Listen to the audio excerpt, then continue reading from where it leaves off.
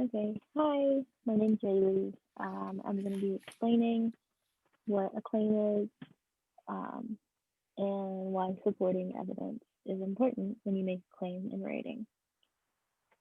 And so I figured we could start out by reading this passage that I attached in the chat. Do I have a volunteer? Can I get a volunteer? I'm gonna do it. Yeah. Okay. Starting now. They lowered her mother into the ground on Tuesday. Who gets buried on a Tuesday, Laura thought. It was the 12th burial, though, so why not on a Tuesday? No reason to stand on the ceremony for this ceremony. It was old hat at this point.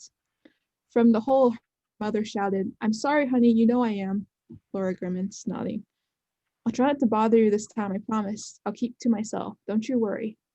"I know, Mom. It's okay, Mom." No reason for her mother to feel guilty. These things happened.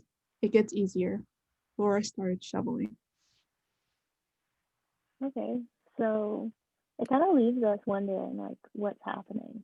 Um, but if we were to make a claim about this we were writing, maybe we would say Laura's mom is undead and she keeps coming out for some reason. And so can you all figure out what some evidence might be? Well, it says that it was the 12th burial. So it means she's been buried 12 times or 11 times before. Yeah. She also Yeah, said, and "Ah." go ahead. Says, "I'll try not to bother you this time. I promise to keep to myself." Which means Yeah. he's gonna come out again, probably. Mm-hmm. Yeah, the author does a really good job of insinuating that this has happened numerous times and probably will in the future. Mm. So if we were writing, you know, we could say those things um, and like point to the line that happens and explain like maybe why the author is saying this. And so all of this really points to how we can make a paragraph stronger and why it's important to do it in a paper that we're writing. Because it really gives the person reading our paper a full picture of why we're making this claim and why it's important. And we kind of do the same thing in our lives. Um, you know, like when we're like telling somebody like something that happened in our day, we want to make sure to give them all the details so that they know like why we feel upset or like why we feel a certain emotion. And so it's like kind of taking that same way of talking and same way of like understanding when we're writing. We do the same thing.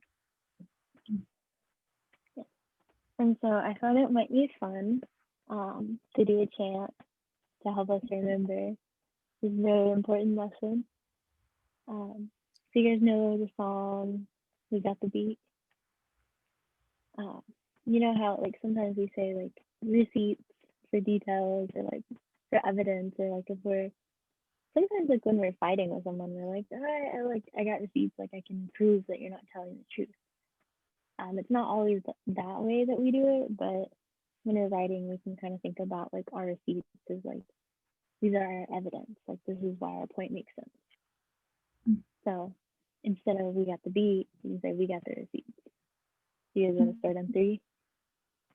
Yes. 1, 2, 3. We got the receipts. We got the receipts. We Yeah, got the the receipts. receipts. Yeah, we got The receipts. the lag is really awful. Okay, thank you.